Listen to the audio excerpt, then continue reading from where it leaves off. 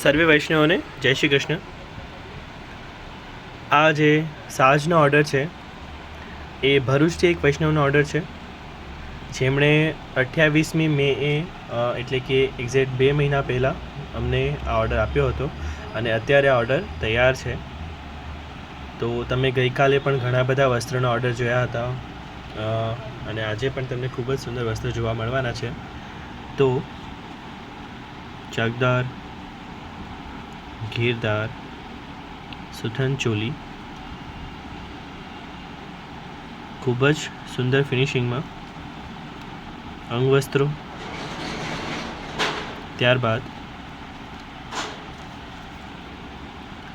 એમને ત્યાં નાનું સ્વરૂપ ચિત્રજીનું બિરાજમાન છે, તો એમના વસ્ત્ર નાની સાઇઝ હોવા છતાં પણ તમે જોઈ શકો છો કે કેટલું સુંદર ફિનિશિંગ છે અને એમાં અસ્તર પણ લાગેલું છે. આ 2 તન્યા કરેલા છે, એમના ત્યાં બીજું સ્વરૂપ જે છે એમના માટે છે.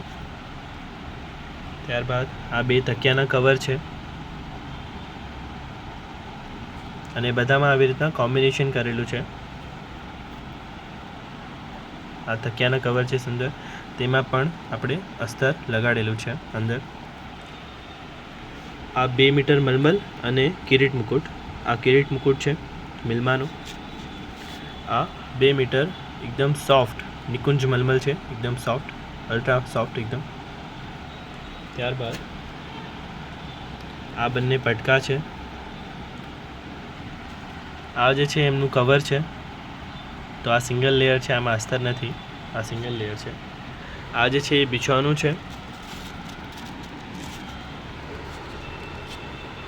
અને આ જે છે એ મોટી પીછવાઈ છે, જેમાં અહીંયા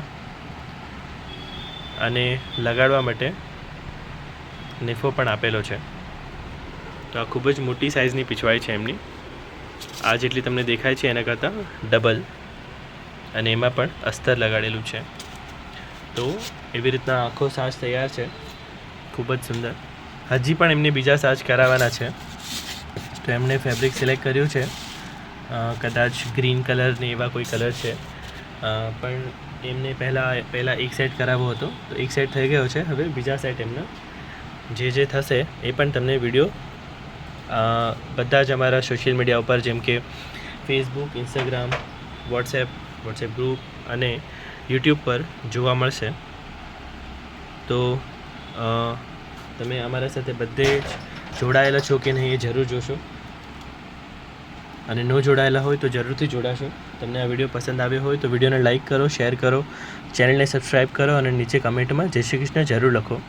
અને આ વિડીયો તમે બીજા સુધી પહોંચાડશો, બીજા વૈષ્ણવ સુધી, તો એમને પણ જે છે એમના પ્રભુ માટે કંઈ પણ સાહિત્ય શૃંગાર પધરાવવો હશે તો એ પધરાવી શકશે. જે ઘણા બધા વૈષ્ણવો કહેતા હોય છે કે એમને મળતું નથી, તો એ પણ મળી રહેશે. વિડીયોને લાઇક કરો, શેર કરો, ચેનલને સબસ્ક્રાઈબ કરો અને નીચે કમેન્ટમાં જય શ્રી કૃષ્ણ ભૂલશો નહીં. તમારા બધાનો ખૂબ ખૂબ આભાર. જય શ્રી કૃષ્ણ.